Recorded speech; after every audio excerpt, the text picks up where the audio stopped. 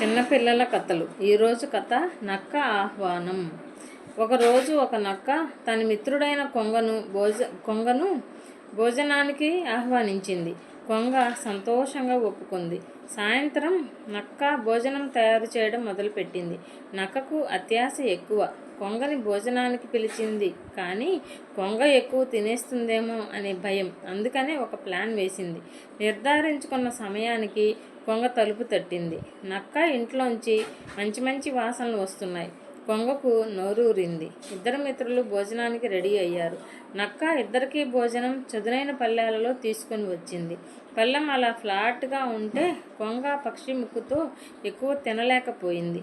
పాపం ఏదో కష్టపడుతూ కొంచెం కొంచెం తినగలిగింది. నక్క మట్టుకు పళ్ళెం నాక్కుని మొత్తం తినేసింది. కొంగ ఆకలితోనే ఇంటికి వెళ్ళిపోయింది. కొద్ది రోజులు గడిచాయి. ఈసారి కొంగ నక్కను భోజనానికి పిలిచింది. నక్క వస్తానని మాట ఇచ్చింది. అనుకున్న సమయానికి నక్క కొంగ ఇంటికి వెళ్ళింది. కొంగ ఇల్లు వంట సువాసనలతో గుమగుమలాడిపోతుంది. కొంగ డిన్నర్కి సూప్ చేసింది.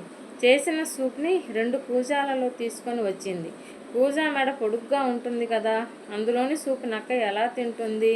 తినలేకపోయింది. కానీ కొంగ మటుకు పక్షి ముక్కు కూజాలోకి ముంచుకొని హాయిగా సూప్ అంతా లాగించేసింది. అలా ఆ రోజు నక్క ఆకలితో ఇంటికి వెళ్ళాల్సి వచ్చింది.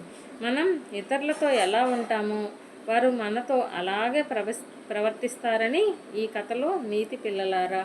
అందుకే మనం ఏ పని చేసినా మనకు ఇతరులు ఏదైతే చేయాలనుకుంటామో మనం కూడా అలాగే మంచి పని చేసామనుకో మనకు మంచే ఎదురొస్తుంది. మనం చెడు చేస్తే మనకు చెదురే ఎదురవుతుంది పిల్లలారా.